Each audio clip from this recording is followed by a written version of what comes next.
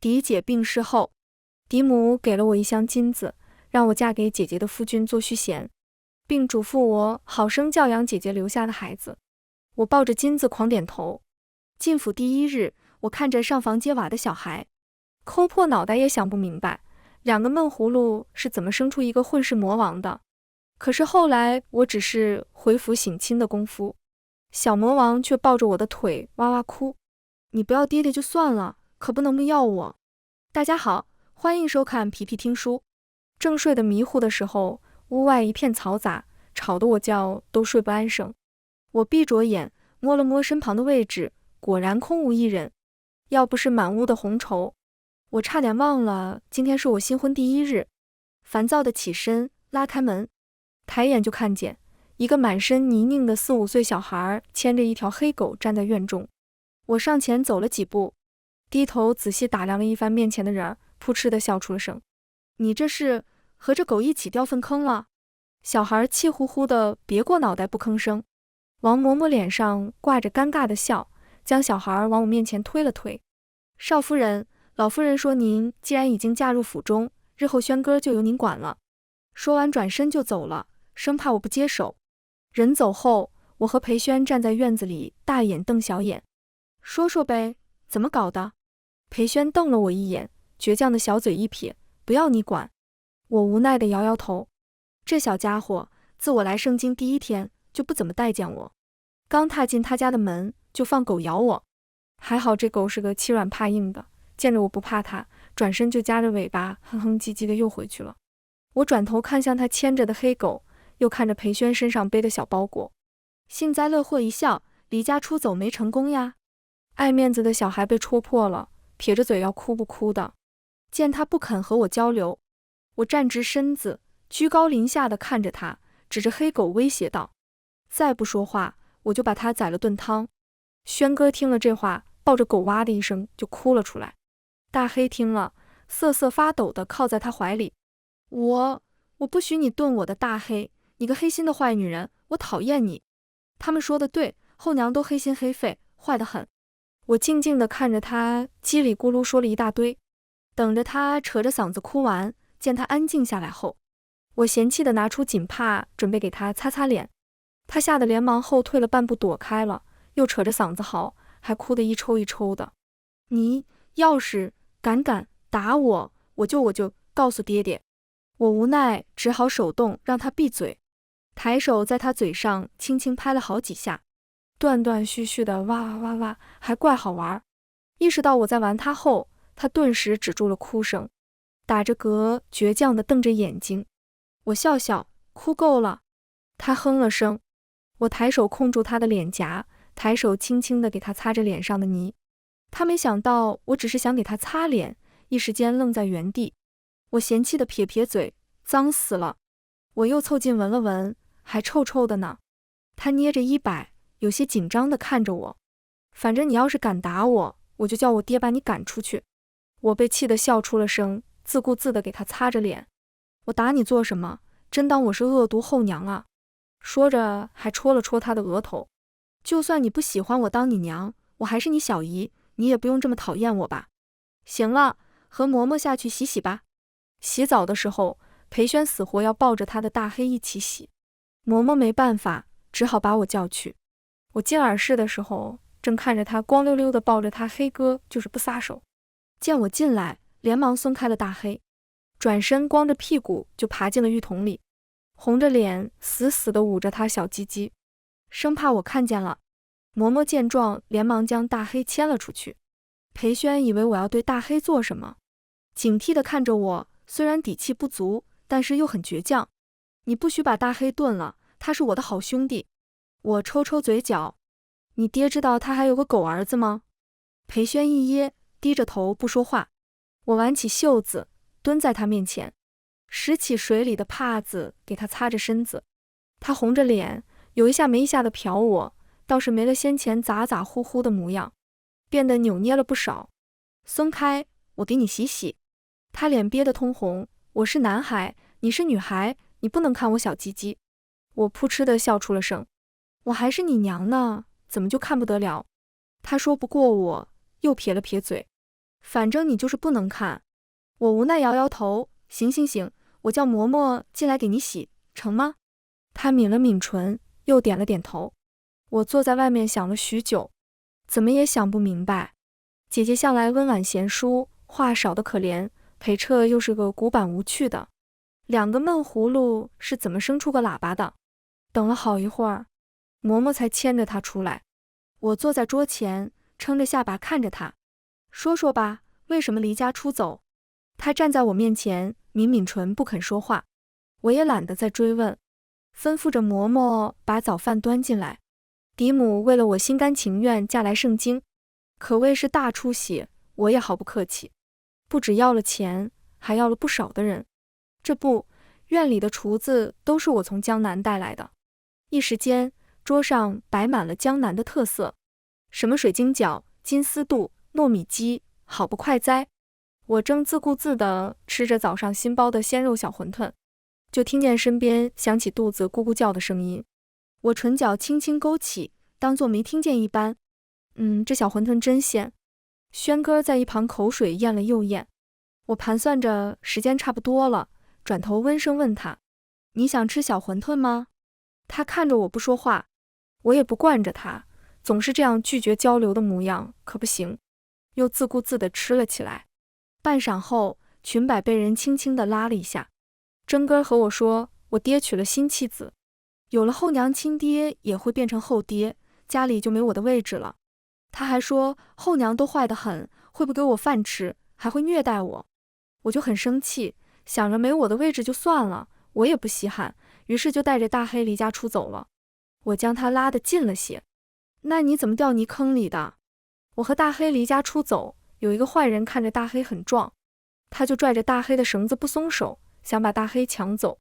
大黑是我弟弟，我得保护他。然后那个坏人就把我推倒了，我就在泥坑里滚了一圈。不过后面府里的侍卫来了，把那个抢狗的坏人狠狠地打了一顿，还把他送进衙门里了。我沉默半晌，能把一条狗当作弟弟的孩子，能坏到哪里去呢？摔疼了吗？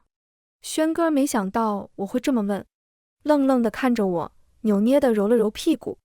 刚开始有点疼，现在不疼了。我笑笑，摸了摸他的头，将他抱上了板凳，给他盛了几个小馄饨在碗里，吃吧。然后又拿小盘子给他加了些早点。吃饭的时候还挺乖，我加什么他就吃什么。我本以为他已经放下了外面之间的矛盾，没想到吃完饭以后，这小家伙又突然给我来了一句：“虽然小馄饨很好吃，但是我是不会被你收买的。”我一整个哭笑不得。下午我让春桃问了好些个府里的老人，可算是知道轩哥为什么这么顽劣了。姐姐在世的时候身子就一直不好，常常卧床养病。裴彻又是个大忙人，天天早出晚归的，所以轩哥都是裴彻的母亲带大的。老夫人出身将门，本就是个风风火火的性子，觉得越调皮的孩子越聪明，所以只要不是什么原则上的错误，老夫人都鲜少干预，能吃能喝，壮壮实实就是她养孩子的标准。傍晚，裴彻下衙归家后，我就将今日轩哥离家出走的事一五一十地告诉了他。他听完眉头紧蹙，抱歉，我稍后会去训斥他的。说着转身就准备出去。我见状连忙喊住了他。哎，今日人已经受了很多委屈了，你再去说他，他心里多难受呀。裴彻转头看向我，那我该如何做？这语气倒不是不耐烦，反而是真心求教。我叹了一口气，拉着他坐下，细心同他解释，轩哥会离家出走，很大一部分原因就是缺乏安全感。你平常公务繁忙，本就鲜少关心，这好不容易去寻他，就是教训，他得多委屈啊。你现在要做的就是告诉他，爹爹在，不会让人欺负他的，就算是我也不行。裴彻抿了抿唇，略显为难地看着我。我轻啧了声，这人怎么这么拧巴？也不知道狄姐怎么和他相处下去的。那这样，待会儿吃饭的时候，你多给他加些菜行吗？问问他近日功课做得怎么样，可有不会的，爹爹在家可以教教你。他沉默半晌，最后点了点头。晚膳的时候，眼看着要吃完了，我眼睛都要眨抽筋了，裴彻这才行动。抬手夹了一根青菜在轩哥碗里，多吃些青菜，健康。轩哥看着裴彻愣了愣，一口将青菜夹进了嘴里，然后又扶着小碗，怯生生地看了看裴彻。裴彻见状，又给他夹了一根。顿时，轩哥的开心都要从眼里溢出来了，一口又一口，吃得不亦乐乎。最后倒是大胆了起来，还知道礼尚往来，往裴彻碗里夹了一块红烧肉。爹爹也吃。裴彻对着轩哥笑笑，应了声好。吃完，又想起我的吩咐，继续道：近日功课可做得好？有不会的可以问爹爹。轩哥一瞬间眼睛都亮了，连忙放下碗，迈着小腿欢快地跑了出去。裴彻一脸茫然地看着我，我眨眨眼，无奈地摊开手。半晌后，轩哥抱着好些纸走了进来，邀功似的递到裴彻面前。前2日，夫子还夸我大字写得好呢。爹爹你看。裴彻闻言便认真地翻了起来。面前的小人虽然脸上挂着笑，但是手却一直揪着自己的衣摆，不用看都知道，还是紧张的。于是我轻咳了声。裴彻闻声，连忙露出了笑，夸赞道：比爹爹小时候写得好。轩哥听了，骄傲地昂了昂头，得意地看着我。用完饭后，父子俩就去了书房。我靠在门口，看着裴彻握着轩哥的手写字。轩哥此刻脸上认真的不像话，一点没有了先前小魔王的影子。我洗漱完出来时，正好看着裴彻回来，他见着我点了点头，便自个儿去了耳室。我坐在铜镜前，擦着香膏，听着耳室传来的沥沥水声，莫名的觉得有些紧张。昨晚因着婚宴劳累了一天，倒头就睡，倒是也没多想。如今内心才真切地体会到自己成婚了，并且还要同一个男人同床共枕。裴彻出来了好一会儿，我才磨磨蹭蹭地上床。熄了烛火后，满屋寂静，静得我都能听见身旁人的呼吸。辗转反侧了好一会儿，都没能睡着。身旁的人猛地一句谢谢，还吓得我一激灵。我侧身躺着，满脸疑惑地看向男人的方向，为什么说谢谢？他道：今日阿轩同我说他很喜欢我。我嘴张了张，反应过来，无奈一笑。他侧过身子看着我，月光映在他脸上，俊美如玉。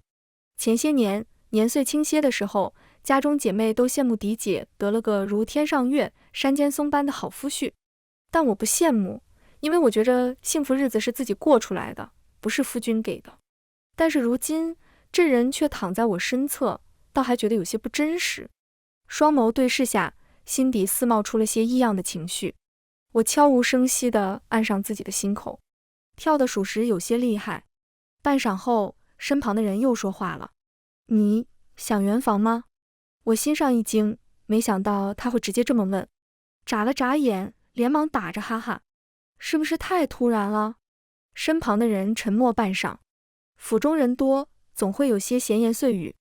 我明白他的意思，新婚不圆房，府里的下人会议论我是不是不得他的欢喜，难免会有人看人下菜碟，不将我放在眼里。他也还算贴心，想了想，最后往他身旁移了移。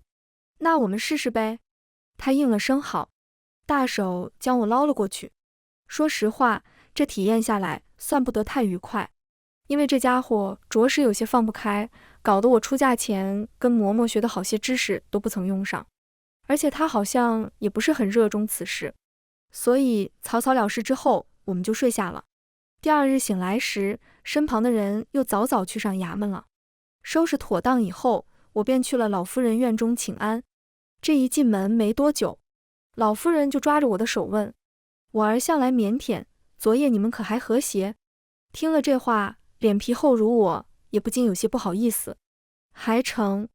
老夫人笑眯眯地点点头，还成就行，还成就行。果然，裴彻说的没错，府中人多眼杂，老夫人一直盯着呢。这圆房一事拖久了还是不成。请完安，我回屋睡个回笼觉。刚睡醒，就瞧见门外时不时探出个小脑袋。我也不吱声，撑着下巴，勾着唇看着门外。下一秒，脑袋又探了出来。我懒散地冲他勾勾手指，被我逮得正着的轩哥这才扭捏地走了出来。说吧，什么事儿？他看了我2眼。今日征哥的母亲给他做了一顶虎头帽，他很得意地和我炫耀。我会意一笑，故意道：然后呢？他抿抿唇，支支吾吾了半天，然后你可不可以？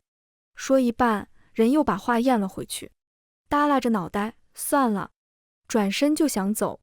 我扑哧一声笑了出来，轻咳了2声。回来。他又转过身子。干嘛？我冲他招招手。他识趣地凑近了我。我垂头看着他，你也想要一顶虎头帽呀？他眼睛骤然一亮，扭捏地嗯了声。那我让嬷嬷给你做一个。他看了看我，我不想要嬷嬷做的。我饶有兴味的哦了声。征哥的是他母亲给他做的。我点点头，想让我给你做。轩哥顿时脸都有些红了，别过脑袋，闷闷地嗯了声。可你不是不认我做你母亲吗？我也没有不认你。我抬手捏了捏他的脸。昨日你不是说我是坏女人吗？还要让你爹把我赶出去吗？他抬手拍开了我的手。好吧，对不起。我没说话，就静静地看着他。他脸红了又红，还偷偷看了我好几眼，又道：对不起，我不该说你是坏女人，是我错了。行吧，既然你和我道歉了，我就原谅你吧。不过我给你做小帽子，你喊我一声娘亲不过分吧？他嘴张了张，脸上还是有些为难。那我不要了吧？我佯装难过的叹了一口气。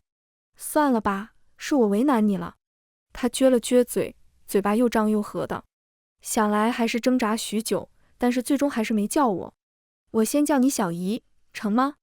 我抿唇笑笑，也算是进步了。假装勉为其难的想了想，还成吧。然后看了他一眼，又补充道：那虎头帽我也吃点亏，给你做一个吧。顿时小家伙脸上的笑都要止不住了，见着我正看着他，又傲娇的昂了昂头。其实你还挺好。说完撒腿就跑。我看着他扑腾的背影，无奈的摇摇头。还真是大拧巴生了个小拧巴。此后每天轩哥一起床，第一件事就是问我的帽子做好了吗？这一来一回，这小家伙还和我熟络了不少，还时不时来催我不许偷懒。我捏着手中的女工，最后烦躁地轻啧了声，抱怨道：你好啰嗦呀。他撇撇嘴，凑近看着我手中扮成的虎头帽，眨巴着眼睛，一脸不可置信。他的耳朵为什么一个大一个小？我一愣，将帽子举起来认真地看了看，尴尬地笑笑，还真是哈。他无奈地叹了一口气，算了，丑就丑点吧，我不嫌弃。我抽了抽嘴角，上手又捏了一把他的脸。你还点评上了？他叉着腰没好气地哼了哼，说了很多次了，不许捏我脸。我现在是大孩子了，人家会笑话我的。我淡淡地哦了声。行吧，行吧。嘴上虽然这么说，但是下次还是会捏的。在江南时，府中姐妹一起学刺绣时，就属我最坐不住，每次都能拖就拖。加上我自小就没了母亲，嫡母对庶出子女也不算严格，琴棋书画都会点就行。嬷嬷们也知道我是个懒散性子，主母都不多管，他们自然也不会多管。到现在算是吃上苦头了，一个虎头帽愣是拆拆改改了大半个月都没做好，眼看着都要过春节了，没准儿等做完这个冬都过去了。但是这小家伙好不容易对我改观了些，第一次向我讨要东西，还是得重视一下的。晚间裴彻洗漱完，正看着我在软榻前对着帽子愁眉苦脸，还好心地问我怎么了。我将帽子捧了起来给他看看，他仔细地瞧了瞧，问了我一句：这龇牙咧嘴的是什么？一瞬间道心破碎，自信心仿佛被按在地上狠狠地摩擦了一番。这是虎头帽，难道不像吗？他接过帽子又看了看，最后点了点头，像。我这才满意的笑笑，才不管他良心会不会痛。下一秒他就拿起针线坐在了我身边，低着头认真地改着帽子。我满脸惊喜地靠近了些。你还会女工呀？他看着我摇了摇头。不会。我脸上的笑意降，警惕道。我做很久的，轩哥天天盼着要戴呢，你可别给我弄坏了。不会弄坏的。半晌后，我捧着帽子，满意的合不拢嘴。这一大一小的耳朵被他改得刚刚好，兴奋地抱着他就亲了一口。你可太棒了！亲完才意识到刚刚做了什么，连忙收回了手，却见着他耳朵通红。我最爱逗老实人了，瞬间心里起了坏心思，又抱着他胳膊狡黠一笑。夫君可真好看。这下不止耳朵红了，脖子也红了起来。我心里暗暗偷笑，冲他眨眨眼。今日15哎，有规矩的大户人家，无论后宅有多少妻妾，每逢初一15，男主人都会歇在正妻的房中。算算日子，距离上次和裴彻同房已经过了半月了。连老夫人都时不时旁敲侧击地问我，是不是同裴彻有些不睦，还和我讲了许多小话，悄悄咪咪地让嬷嬷给我塞了许多面红耳赤的画册子，叮嘱我房事融洽，这感情才会越来越好。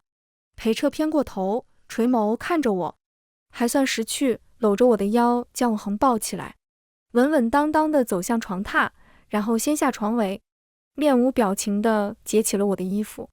若不是感受到他紧张到颤抖的手，我还真以为他内心毫无波澜。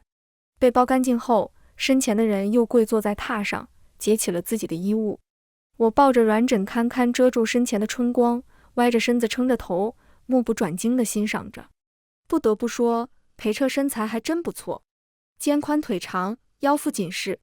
美玉在前，没忍住我还上手摸了一把，指尖刚碰上他的腰腹，身前的人手上的动作一顿。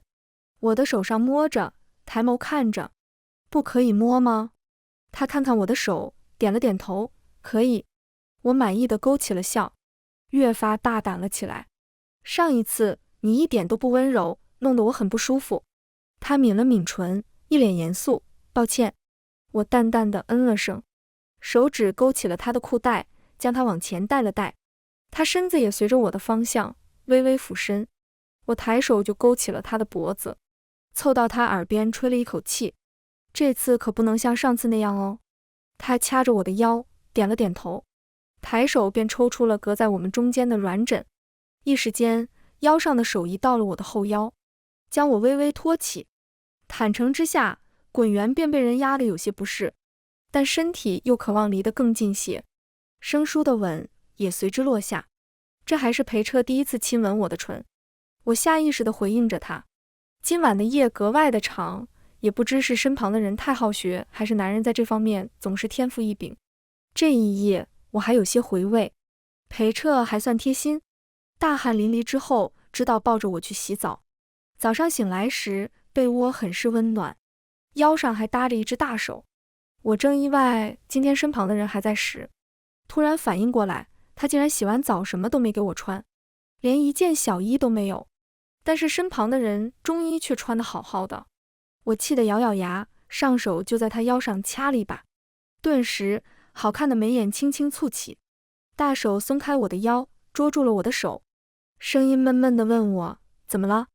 我抬头看着他，你没给我穿衣服。闻言，他的手不自觉地又在我身上摸了一把，摸得我双颊通红。半晌后，裴彻睁开眼睛，声音暗哑，抱歉。我哼了哼，手按在他腰上，将他往外推了推。戳到我了。他一愣，脸上一红，又一句抱歉。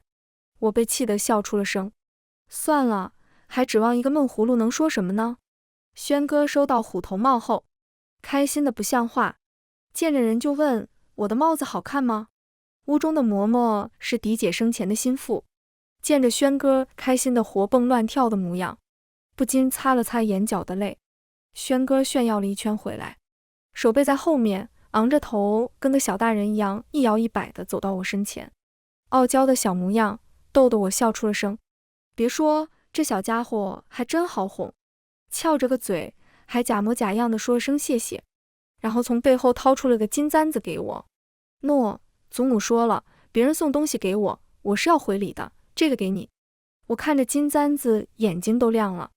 鄙人不才，唯独贪财好色算得上一个优点。接过簪子，捧着我好袋就亲了一口。轩哥顿时一脸震惊，捂着脸看着我，你怎么可以亲我？我眨巴着眼睛，为什么不能亲？他的脸红了又红，我还没娶媳妇呢。然后呢？他捏着小拳头，一本正经地教训着我，只有媳妇才能亲我，以后你想亲人，亲你相公去。我云淡风轻地哦了声，好吧，对不起。他拿着袖子嫌弃地擦了擦，那我原谅你吧。我随手将簪子插在了发髻上，缓缓起身，趁着轩哥不备，弯腰捧着他的脸又亲了一口，亲完转身就跑，独留他在后面炸毛。他反应过来后，转身就追着我跑。都说了，你不能亲我，你怎么这么不听话呀？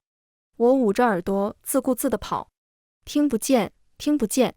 这跑着跑着，一个不小心就撞上了一个人，脚步一踉跄，险些摔倒。好在身前的人眼疾手快，连忙将我捞了回去。我胆战心惊地拍了拍胸脯，吓死我了。抬眼就看见撞着的人正是下牙回家的裴彻，他的手扶着我的腰，垂头问我跑什么。我转头看去，正看见跑得气喘吁吁的轩哥，乐呵呵道：逗小孩玩呢。轩哥见着裴彻，连忙嘟着嘴告状：爹爹，他亲我，我不干净了，以后我媳妇会嫌弃我的。裴彻盯着看了看轩哥脸上还没擦干净的口汁，无奈地摇摇头，松开我，蹲在轩哥面前，捧着他的脸轻轻地亲了口。轩哥一时间愣在原地，小脸通红。爹爹，你怎么也亲我啊？裴彻笑笑，因为爹爹喜欢轩哥。轩哥抿唇笑笑，转身就捂着脸跑了，边跑边喊：嬷嬷，爹爹说喜欢我哎。这开心模样和先前炸毛的模样简直不像一个人。我没好气地叉着腰，气呼呼地嘀咕道：怎么我亲就是把他弄脏了，你亲就是开心的要命。裴彻无奈地笑笑，也不说话，起身拍了拍我的腰，走吧，外面冷。临近年节，盛京下了场很大的雪，这雪化了，春节也随之而来了。晚间用完饭，轩哥便一直守着天黑，闹着出门放烟火。大街上人来人往，盛京的繁华在这一夜都达到了顶峰。一路上唱曲儿的、买花灯的、猜灯谜的、耍猴儿戏的络绎不绝，看得我眼花缭乱。砰的一声巨响，紧接着绚烂的烟火将整个夜空照得通明。轩哥不知是害怕还是怎地，一直牢牢地拽着我的裙摆。我笑着抬手捂住了他的耳朵，他的脸暖暖的，被我的手冰得一激灵，猛地抬头看着我。我歪头一笑，他又红着脸别过头看着天上的烟火。小小的人儿以为我没在看他，悄悄翘着嘴笑了起来。我见了，也不禁抿唇笑了笑，带着他和小伙伴们放完烟火，轩哥便拉着我和裴彻屁颠屁颠地回家了。一进大门就喊着他祖母。我和裴彻对视一眼，原来跑这么急是怕他祖母一个人在家孤单。嬷嬷见着我们回来，又煮了些饺子当宵夜。裴府内虽灯火通明，却安静得很，正听得炉火烧得啪啪作响。我嫌闷，便想着在院中透透气。一出门便看见轩哥坐在廊道上，手里捏着在街上买的小灯，耷拉着脑袋发呆。热烈的欢喜过后，内心总会有一种空落落的感觉。我缓缓走近，蹲下身子和他坐在一起，歪着头问他：不开心吗？他摇摇头。半晌后，身旁又传来了稚嫩的声音：我有点想我娘亲了。我点点头，我也有点想家了。小小的身子缓缓靠在我肩膀上，仰着头问我：你家是什么样的？我想了想，我家里很热闹，有哥哥姐姐，每到过年我们就跪成一排，向祖母和爹爹还有母亲讨压岁钱。我祖母总会说我是小财迷，但是她还是会偷偷多给我些压岁钱，让我买糖吃。轩哥静静地听着，从怀里掏出今日刚得的压岁钱，数了数，分了一半给我。诺，我把我的压岁钱分一半给你买糖吃。我笑着摇摇头，将他搂在怀里。我长大了，才不要小孩的压岁钱。好吧，那我明日请你吃糖。我下巴挨着他头顶。你想听我讲讲我阿姐的故事吗？就是你母亲的。轩哥抬头看着我，点了点头。我阿姐啊，从小就是个小大人，3岁会背诗，6岁会写诗，从小到大优秀的不像话，是江南出名的才女。她还有些凶，每次我背不出诗，都会打我手板，但是我一哭，她就心软了，便不会打我了。所以每次她戒尺还没落下来，我就扯着嗓子哭，然后她就无奈地摇摇头，一脸正经地说：“这次就不打你了，下次再偷懒不背书，我不会再心软了。”不过后来她嫁人了，也就没有人再督促我要好好读书了。我好久没见着她了，我好像也有点想她了。轩哥窝在我怀里，抬手擦了擦泪。我捏捏他的耳朵，抬头看着天上的星星。不过你看，星星好亮。以前我祖母说，人走了就会变成天上的星星，一直守着他最珍视的人。我想，你母亲也在天上看着你，她会保佑着我们轩哥平安顺遂。我呢，也会代替阿姐一直陪着你长大。轩哥抬头看着天上的星星，撇着嘴，眼睫上挂着泪。娘亲放心，轩哥会好好读书的，也会好好吃饭，长得高高的。说着又看了看我，娘亲，小姨对我很好，她给我做了顶大老虎帽子，戴着很暖和，不动耳朵。她还给大黑做了件新年衣服，虽然有点丑，但是轩哥是个好孩子，大黑是个好狗，我们都没有嫌弃他。听了他这幼稚的话语，不知为何，我的心却暖暖的。3月春，轩哥被裴彻送去了丞相府家中的叔叔上学去了，府里一下子就不热闹了。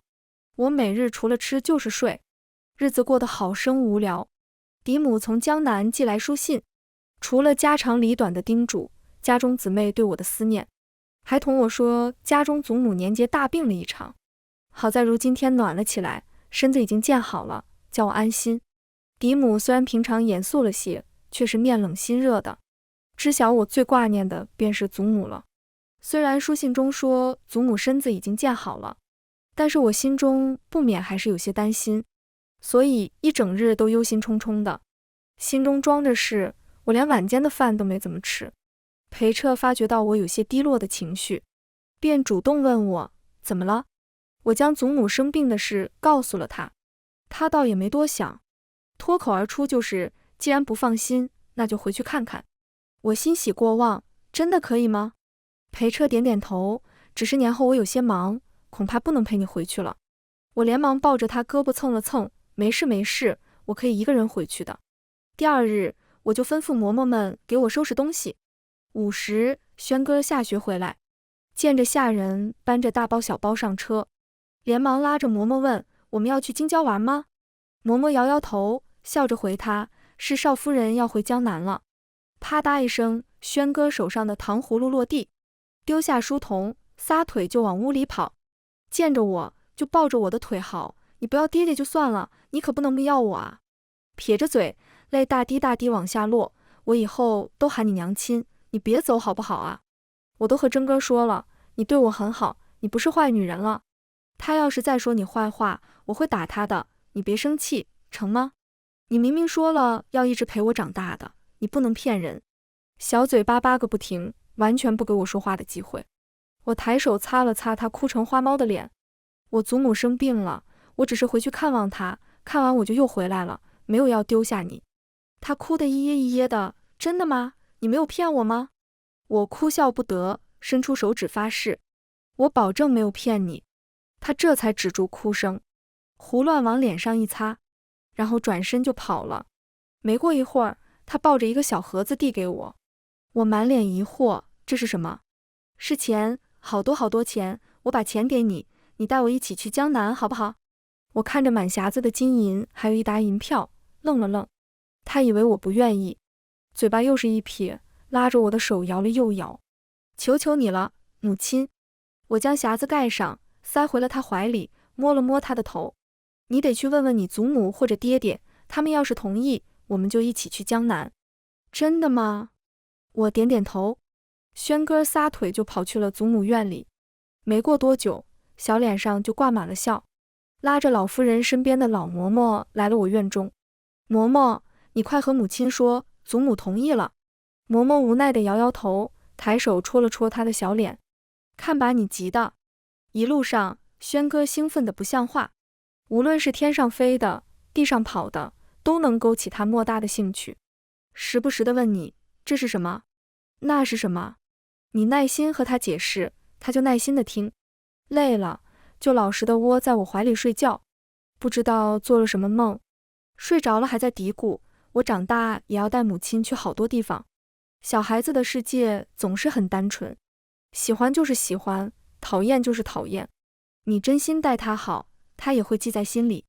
祖母同我说过，真心换真心，总是不会亏的。现在看来也的确如此。